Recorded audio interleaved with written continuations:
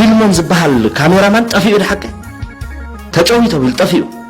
باندا تزخوني محشون تزوت خالت جرام مفتي كوين الحو حتى تزقط من لاي محشون ندقو نسبيتو اب حنت ما عترخيب يفلي اب حنت ما عترخيب كلاي ما عت افتح انت ما عتحما نغرات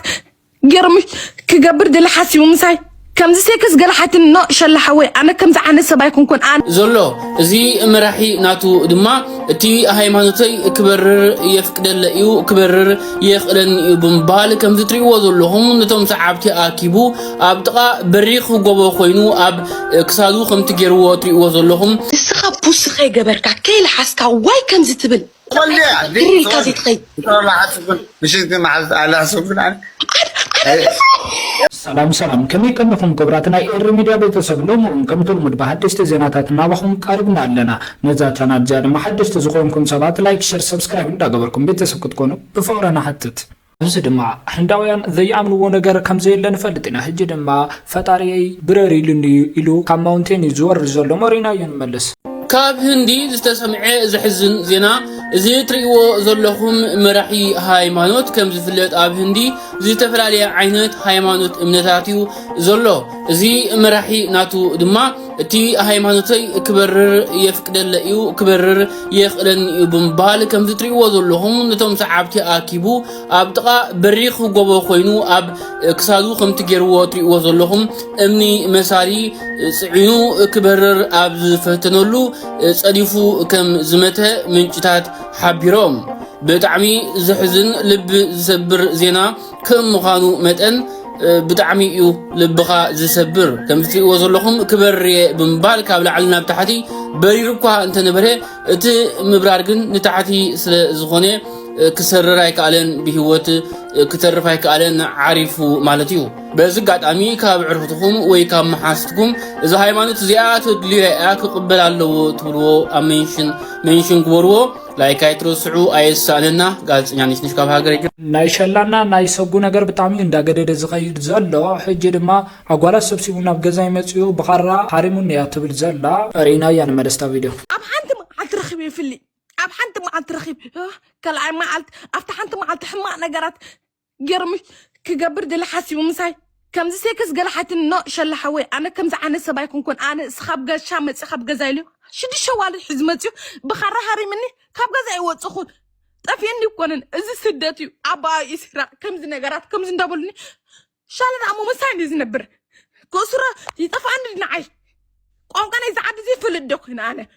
قوم كان يزعد زي فلدك هنا انا كسرا يقبانني بات نعيك موبيب ما نغرا تحاسبني نفسي كم زفلت جرمني سجن كم حمار كرات فلتأمني أحواتي كم زحل فلتأمني محازتي كم حمار كرات فلتأمني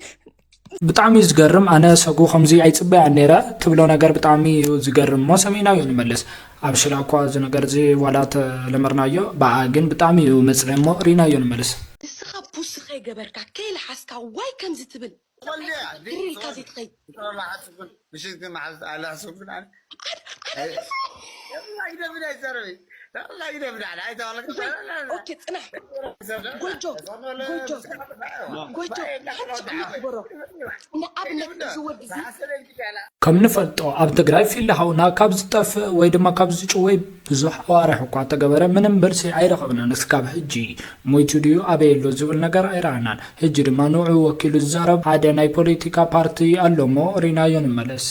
ፊልሞን ዝብሃል ካሜራማን ጠፊኡ ድሐቀ ተጨዊቶ ብል ጠፊኡ ባንዳ ተዝኾነ ይመሐሾን ተዝወፅ ካብ ትግራይ ሙፍቲ ኮይኑ ንሕወሓት ተዝገጥ መላይ ይመሐሾን ندقو نسبيتو نسدرو نبيتسو نبعلو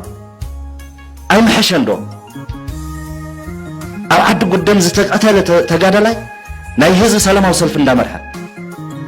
زتقتل تقادلاي كم برها قما تزخوني محشن تزوت مرخاي محشن انت اينا نمخان زلنا انا لو كحت حتى زيتقل زتجويل زتافقو سلام دمس زيخون حرام ريت بحدك إثيوبيا بخير كان دابلدين أي كريم متسكفوا عبد زخون ما أنت قتل أنت تجوا من ما يبلنان بيت سبب كم زل حاتتنان أيد حنان ስልታዊ ድጋፍ ንተዓፋነ ስርዓት ይዙ ቃልሲ እዚ ብፍላጥ ብዘይፍላጥ ንገብሮ ዘለና ስለዚ ትምደልዮ ናይ ህልውና ጉዳይ ምውሓስ እንተኮይኑ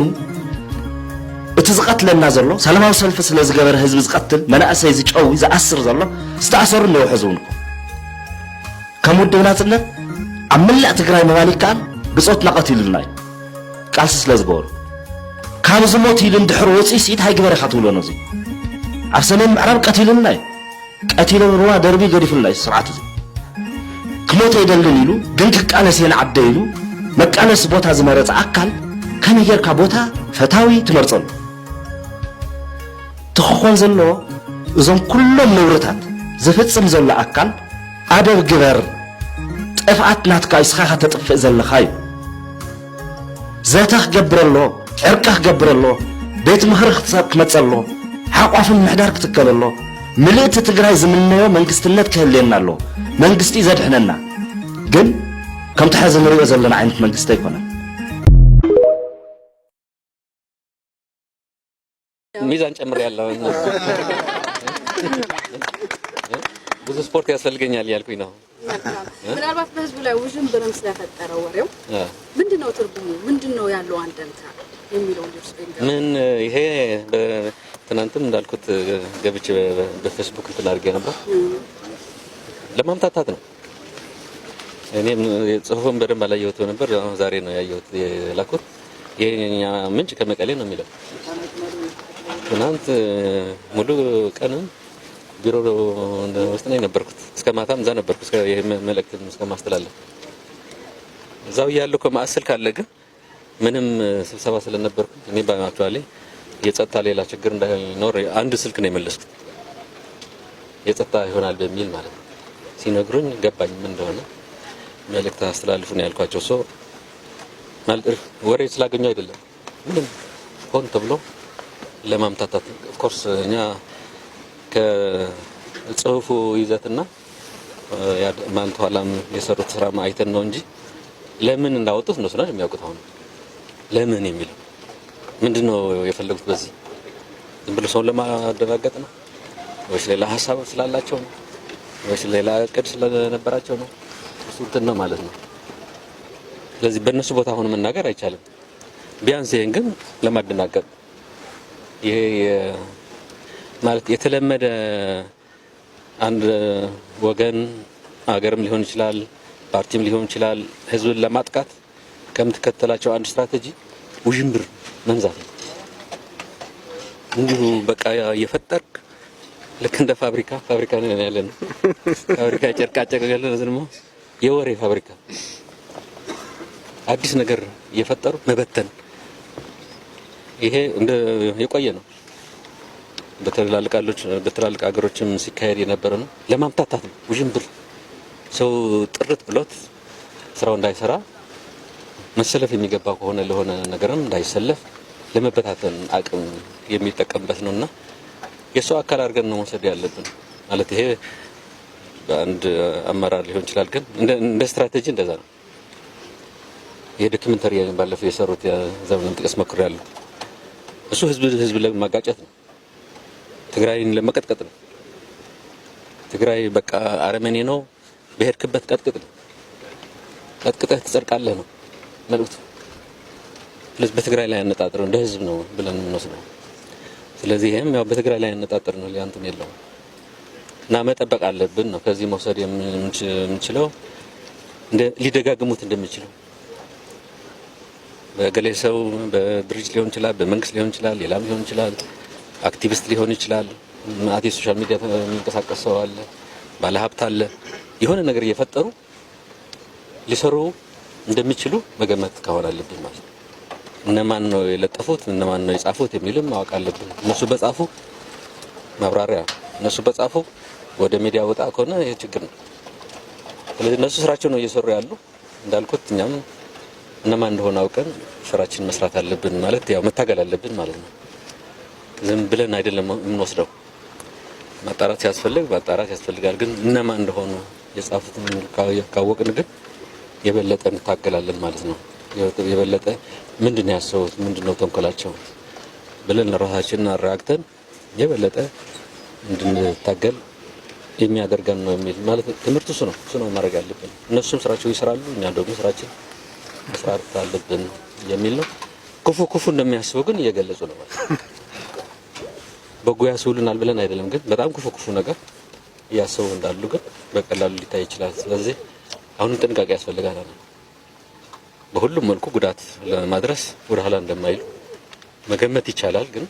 በቃ ያወጡት ነው በተለያየ መልኩ። ስለዚህ ይሄ